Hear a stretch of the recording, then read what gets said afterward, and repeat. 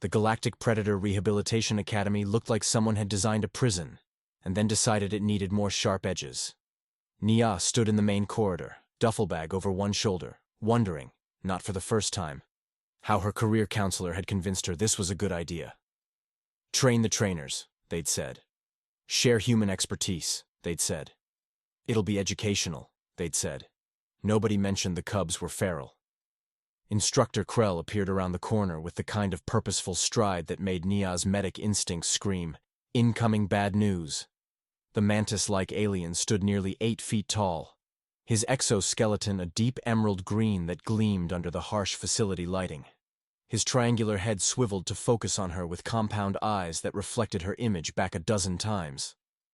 "Consultant Okonkwo," Krell's voice clicked through his translator with mechanical precision. "You are late." "Traffic was hell," Nyah said flatly. "Wormhole construction on the main route. Unacceptable. Punctuality is... Look, do you want my help, or do you want to lecture me about being 10 minutes late? Because I can turn around right now." Krell's mandibles clicked in what might have been irritation. "Follow me. I will present your challenge." They walked through corridors lined with observation windows. Behind each one, Nyah caught glimpses of training exercises. Alien instructors drilling young predators in combat maneuvers, hunting simulations, aggressive response protocols. Everything looked militaristic, harsh, cold. Her medic brain was already cataloging problems. "Here." Krell stopped outside a reinforced door marked with hazard symbols in 15 different languages. "Your assignment." He pulled up a holographic display. 12 profile images appeared. Different species, different ages, all juvenile, all apex predators. "These subjects have eliminated 4 previous handlers," Krell said with the casual tone of someone discussing weather. 3 were hospitalized. 1 required full cybernetic reconstruction. "Eliminated," Nyah repeated. "That's a fun way to say mauled." "The subjects are highly aggressive, unresponsive to traditional training protocols, and represent significant danger to facility personnel." Krell's mandibles spread in what might have been a smile. "Your human methods are considered too soft, too emotional, too... effective?" Nyah offered. "Theoretical," Krell corrected. "We believe you will fail spectacularly. There is a betting pool among the instructors regarding your survival time." Nyah looked at him, then at the hazard warnings, then back at him. "You brought me across 3 star systems to watch me get eaten? To prove that human approaches to predator rehabilitation are fundamentally flawed." Krell's tone carried satisfaction. "Traditional methods of dominance and discipline are the only effective means of... Yeah, I'm gonna stop you right there." Nyah dropped her duffel. "I've done medevac in active war zones, pulled people out of buildings that were actively on fire, talked down soldiers having full psychotic breaks while under enemy fire. Try me." Krell's compound eyes gleamed. "As you wish." He led her to an observation deck overlooking a large training arena. The space was bare concrete and reinforced walls. No enrichment, no comfort items. Just empty space and harsh overhead lights. In the center, contained by shimmering force fields, were 12 apex predators. Even from the observation deck, Nyah could see they weren't right. A massive Ursidae cub, maybe 300 pounds of fur and muscle, was slamming itself against the barrier. Methodical, repetitive, self-harm. A sleek feline creche paced in tight circles, tail lashing, never stopping. A small fox-like vulpin sat completely still, eyes wide, hyperventilating. Trauma responses, all of them. "Jesus," Nyah breathed. "Your assessment?" Krell asked. "You've been treating traumatized kids like weapons and wondering why they're falling apart." "They are weapons. Our role is to channel their natural aggression into..." "Your role is to help them heal," Nyah interrupted. "But you don't want to hear that, do you? You want to watch me fail so you can keep doing things your way." Krell's mandibles clicked rapidly. "The containment field will drop in 30 seconds. We will observe from here. If you survive the initial contact, we may consider your methods worth investigating. And if I don't survive? The medical team is standing by. Comforting." Nyah headed for the arena entrance. Behind her, she heard Krell announce to the other instructors, "Place your bets now. Observation begins in 20 seconds." The door sealed behind her with a hiss. The arena was bigger from inside, colder. The force fields hummed with energy, creating a barrier between her and 12 very angry, very scared predators. Nyah walked to the center of the space, stood there, waited. Above her, through the observation glass, she could see a dozen alien instructors watching, waiting for the show. The force fields dropped. 12 snarling apex predators charged directly at her. Nyah didn't run, didn't reach for a weapon, didn't even flinch. She dropped to one knee, making herself smaller, less threatening, and used the voice she'd perfected during field operations, the one that cut through chaos and panic and made people listen. "Stop. Sit. Now." It wasn't a request. It was a command. Firm, authoritative, but not aggressive. The cubs actually stopped, not all at once. The big Ursidae skidded to a halt first, confused. The creche froze mid-leap. Others stumbled over each other, surprised by their own hesitation. They stared at her. Nyah stared back, keeping her breathing steady, her posture open but confident. They weren't attacking. They were testing. 5 seconds of silence. Then the Ursidae took a step forward, growling low. "Sit," Nyah repeated. Calmer this time. "You're okay. Nobody's hurting you. Sit." The big cub's ears flicked. Confusion. Nyah had maybe 3 seconds before their predator instincts kicked back in. She needed to shift the dynamic. She pulled out a standard military ration bar from her pocket, bland, compressed nutrients that tasted like cardboard but kept soldiers alive in the field. Broke it into 12 roughly equal pieces, then tossed them in a wide circle around herself. The cubs' heads tracked the movement. Food.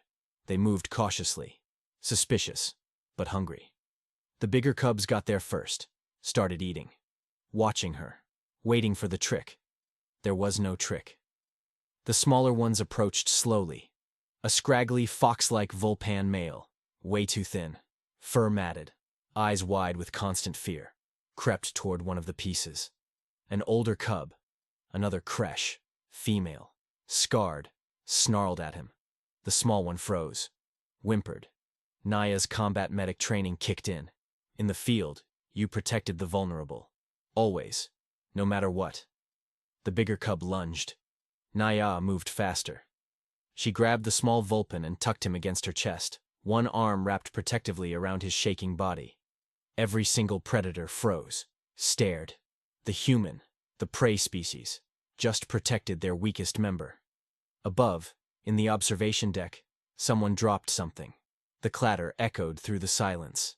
Nyah held the trembling Vulpan cub against her chest, feeling his rapid heartbeat, his shallow breathing. Scared. So scared. She looked at the other 11 cubs, met their eyes one by one. "We don't bully the small ones," she said quietly. "You're better than that." The cubs looked at each other, genuinely confused. Nobody had ever told them they were better than anything. Nyah gently set the Vulpan down. She mentally named him Scraps because he looked like he'd been surviving on scraps for months, but kept herself between him and the bigger cubs. "New rules," she announced. "No fighting over food, no attacking the weak. You help each other. You get rewarded. You fight each other. Nobody eats. Got it?"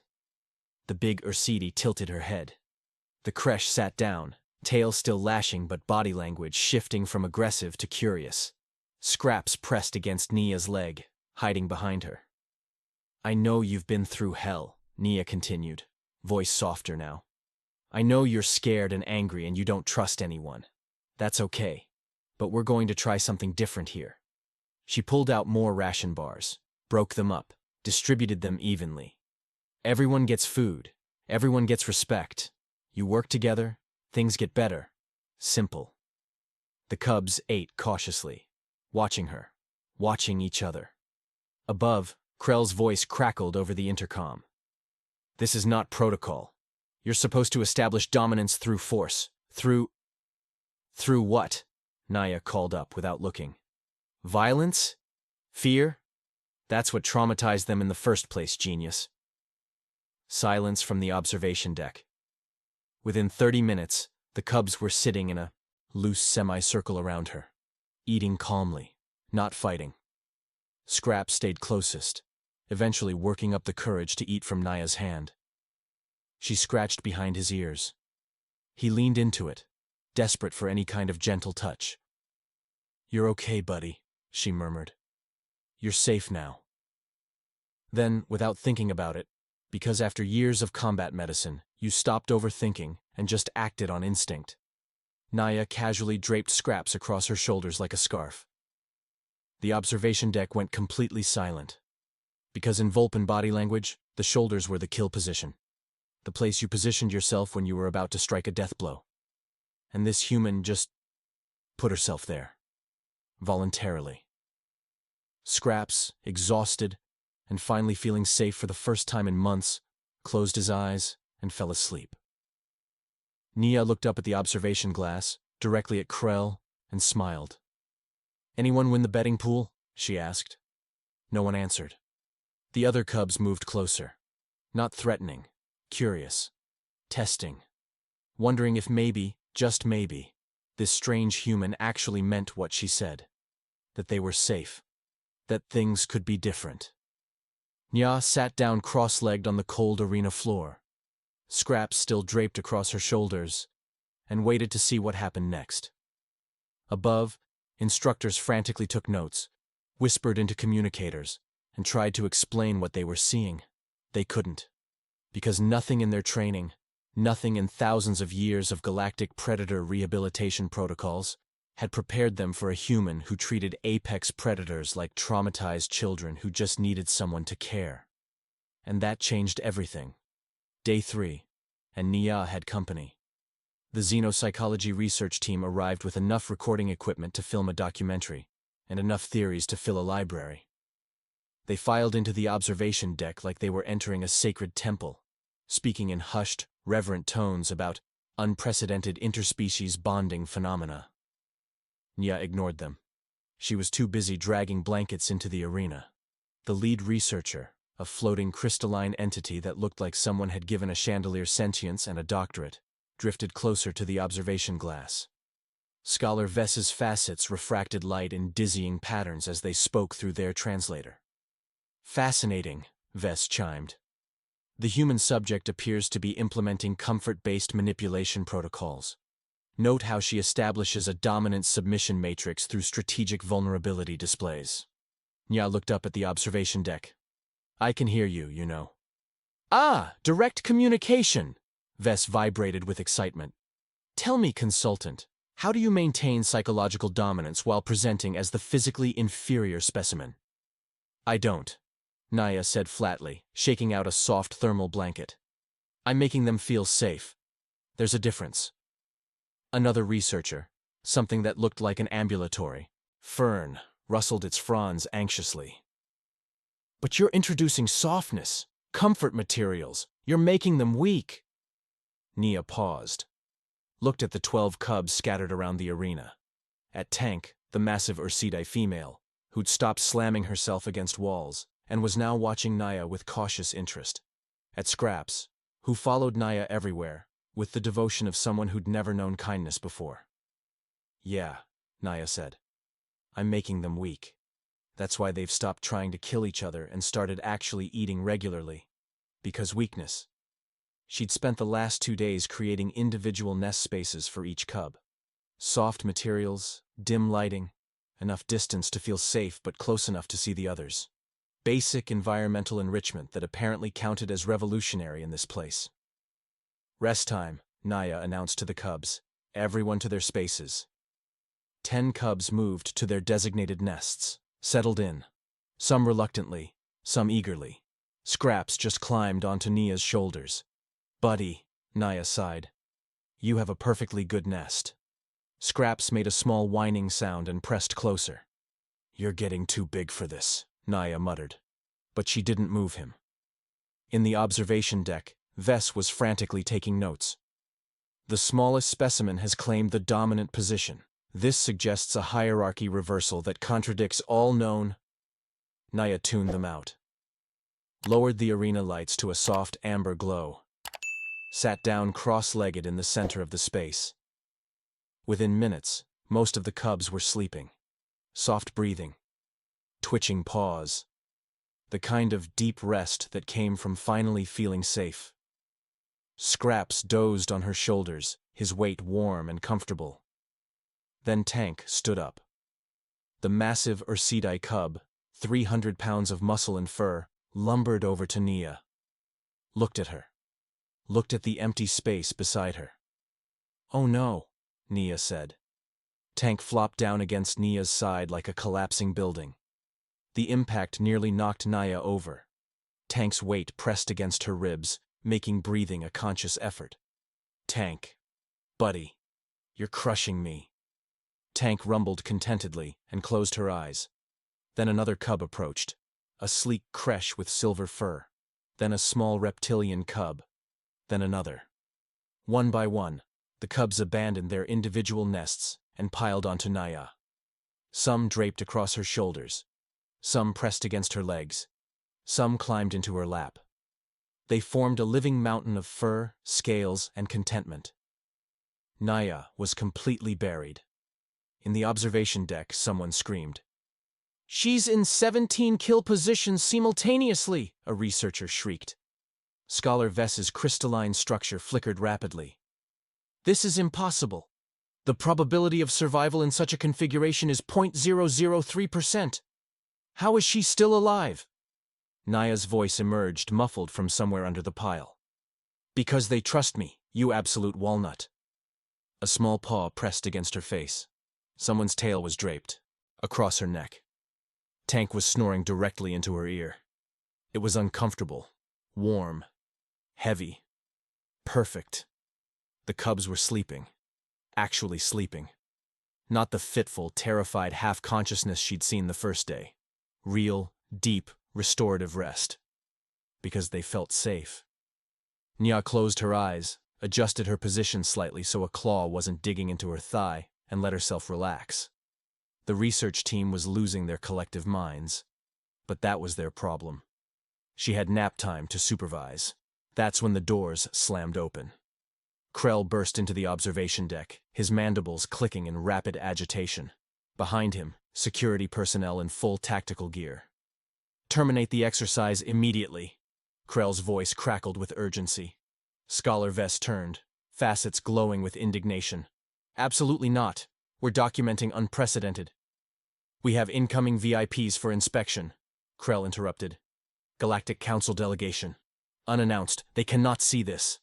"See what?" Nyah called from under the pile of sleeping predators. "Cubs having rest time?" "You don't understand." Krell's whole body vibrated with stress. "The delegation is here to evaluate whether this facility should remain operational. If they see our training subjects sleeping on a human consultant, they'll see that your subjects are finally getting proper care," Nyah offered. "They'll see chaos, unprofessionalism, a complete breakdown of protocol." Nyah managed to wiggle one arm free, waved it lazily. "Everything's fine. They're sleeping.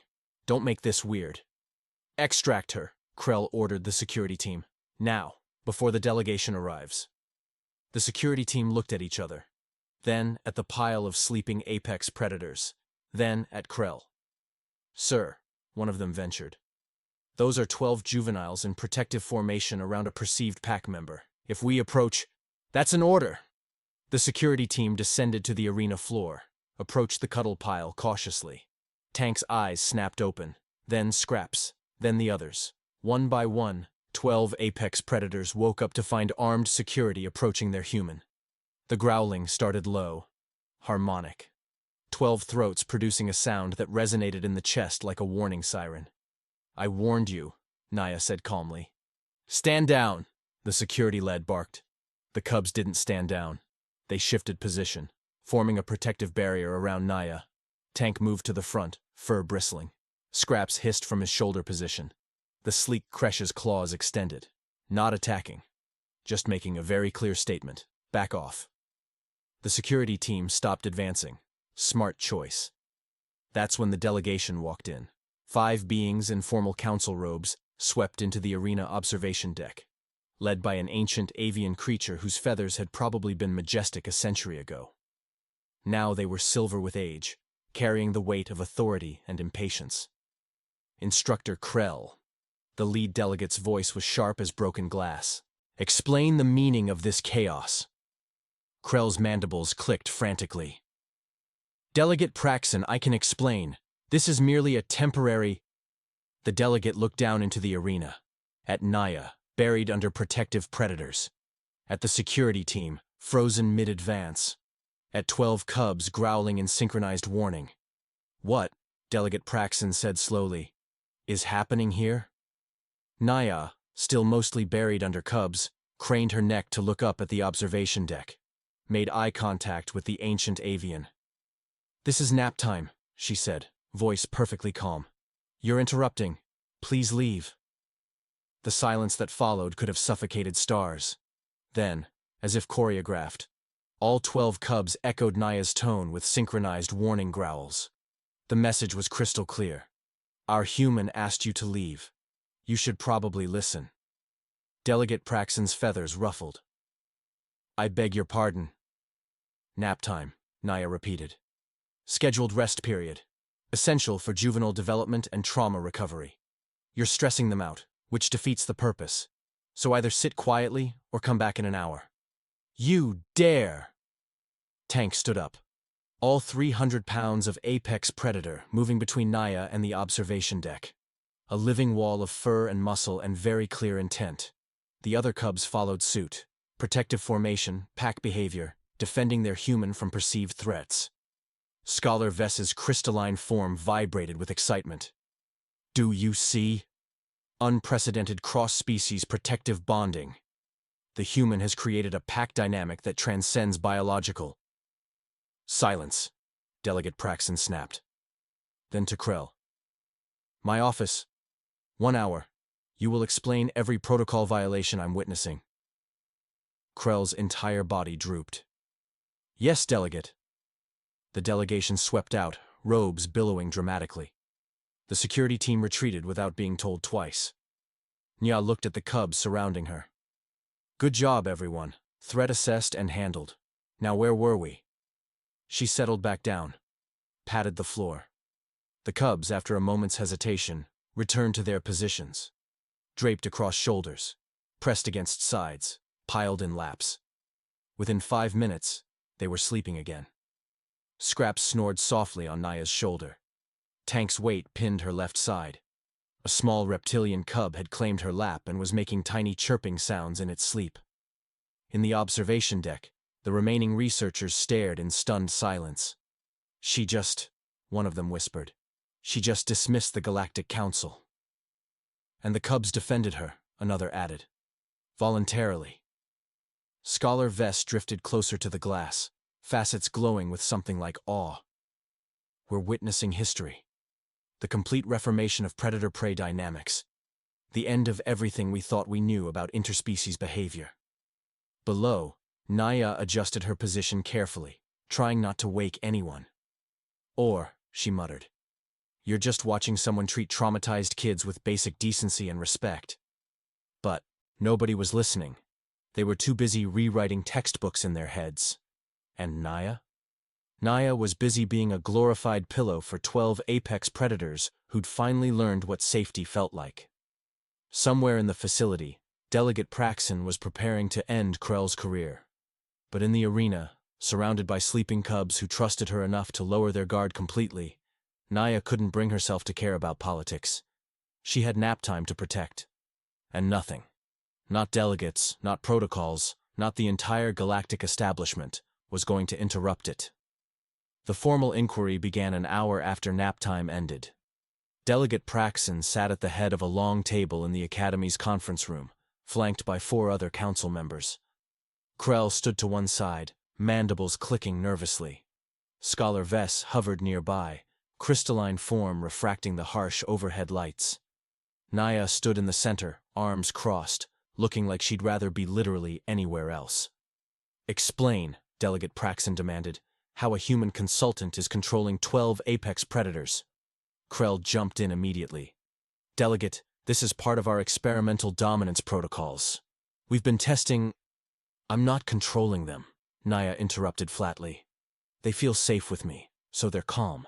This isn't complicated. Praxen's feathers ruffled.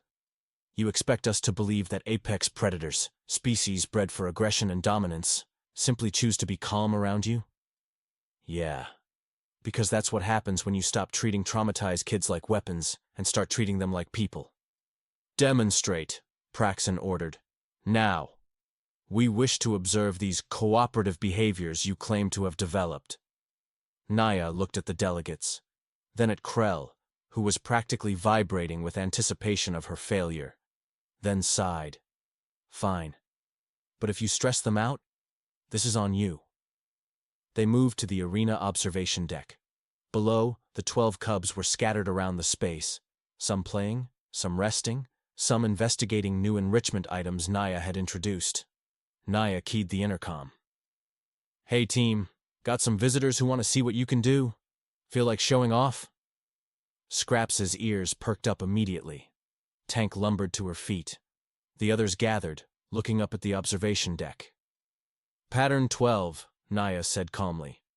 The cubs moved. It wasn't combat. It was choreography. They ran through an obstacle course with synchronized precision. Tank helped smaller cubs over barriers too tall for them. The sleek creche shared handholds with a struggling reptilian cub. They communicated with gestures, sounds, coordinated movements, helping each other, working together, moving like a single organism with 12 bodies. The demonstration lasted 3 minutes. When it ended, the cubs looked up at Nyah expectantly. Beautiful work, she said into the intercom. Free time. They scattered back to their activities, tails wagging, satisfied. In the observation deck, silence. Then, Delegate Praxen spoke, voice tight. This violates natural predator behavior. Apex species compete. They establish dominance hierarchies through violence. They don't cooperate. Nyah turned to face them.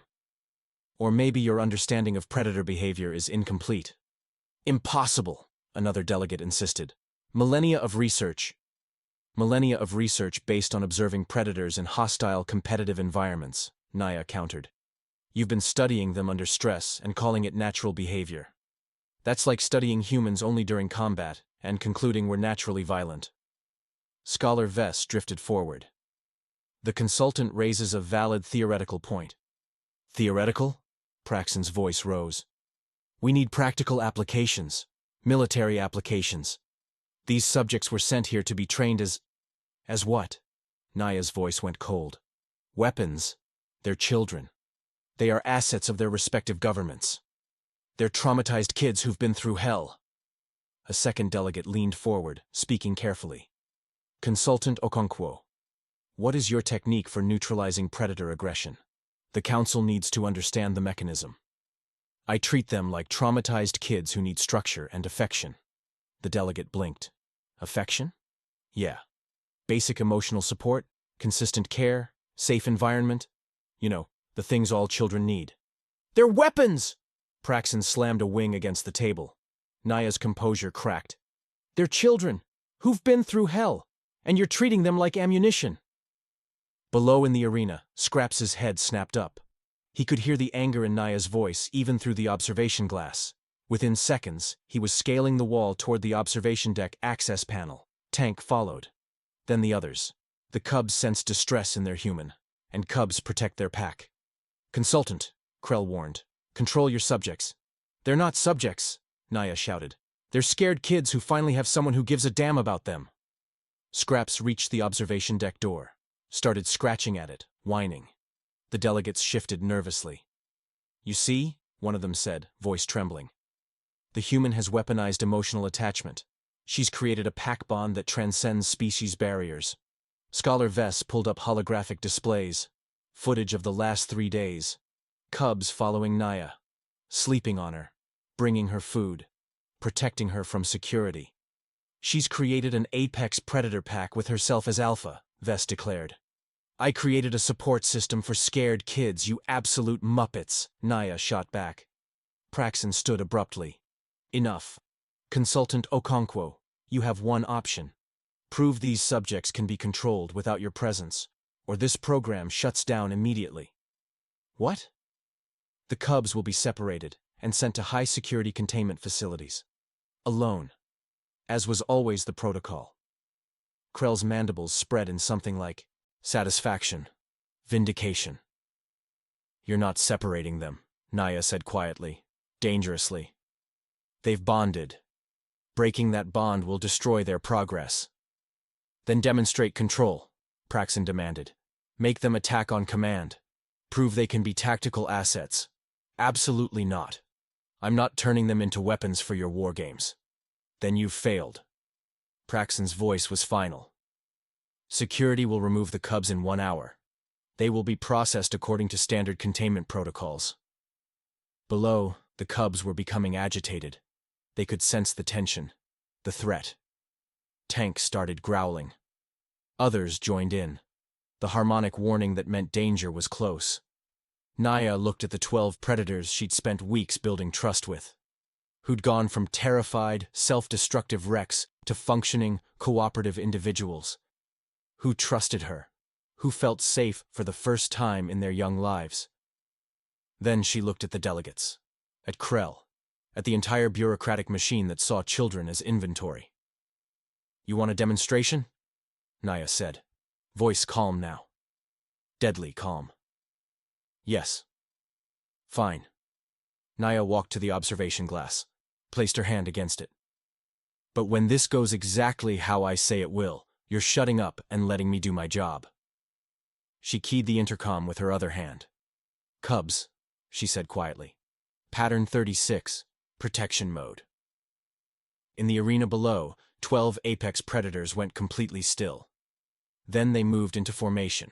Not aggressive, not hostile, defensive, creating a protective perimeter. Watching, waiting, ready to defend their pack from any threat. And above, in the observation deck, the delegates realized they might have just made a terrible mistake. Because Nyah hadn't trained the cubs to attack. She'd trained them to protect. And right now, they were very, very good at it. Nyah walked into the arena alone. The delegates watched from above, skeptical and impatient. Krell's mandibles clicked with barely suppressed anticipation of vindication. Scholar Vess recorded everything. You want a demonstration? Nyah called up. Send in a threat. Armed security. Full tactical gear. Praxin's feathers ruffled. You want us to? You wanted to see control. So let's see it. Nyah stood in the center of the arena, arms crossed. Or are you afraid of what you'll actually learn? The delegates conferred briefly. Then Praxin nodded. 6 security personnel entered the arena, full combat armor, weapons raised. They fanned out in tactical formation, surrounding Nyah. The cubs reacted instantly. Tank charged forward, positioning herself between Nyah and the nearest guard. Scraps leaped from his perch, hissing. The others formed a defensive perimeter, growling in harmony. See? A delegate shouted. Aggressive response. She's turned them into... Watch, Nyah said calmly. She sat down, cross-legged, completely relaxed, like she was settling in for meditation, not surrounded by armed security and hostile predators. The cubs stopped growling. They didn't attack. They mirrored her, sitting, still in protective positions, still alert, but calm. The security team advanced slowly, weapons tracking the predators. The cubs tensed, muscles coiled, ready. But they didn't move. Stand down, friends, Nyah said softly. We're safe. The cubs relaxed immediately. Not all the way, they were still watchful, but the tension drained from their bodies. The security team stopped, looked at each other. They were in optimal strike positions. The predators should be attacking. That's what all their training said would happen. Nothing happened. This is control, Nyah said, looking up at the observation deck. Not through fear, through trust. Silence. Then Delegate Praxon spoke, voice hollow. I don't understand. Scholar Vess drifted to the glass, facets flickering rapidly. The data. Predators don't form cross-species protective bonds. This contradicts millennia of research. Nyah stood up slowly. Scraps climbed back onto her shoulders like he belonged there. Because he did. They do when you treat them with respect instead of terror, she said. You've been trying to break them for generations, to make them weapons you can aim and fire. She walked toward the observation deck, cubs following in loose formation. I just treated them like what they are, kids who've been through trauma and need stability. Krell finally found his voice. But your methods, they're not replicable. You're human. You have some unique ability that... Nyah laughed. It was bitter. Tired. No. I'm just a medic who knows scared kids are scared kids, regardless of species. She looked at each delegate in turn. You failed them. Not because you couldn't train them. Because you never saw them as people worth caring about. Praxon settled heavily into a seat. The ancient avians suddenly looked every one of their centuries. What? They asked quietly. Do you propose? Let me train your instructors. Teach them actual trauma-informed approaches. And stop treating these cubs like inventory. The vote took 10 minutes. Unanimous approval. Krell's mandibles drooped in something that might have been defeat or might have been relief. 6 months later.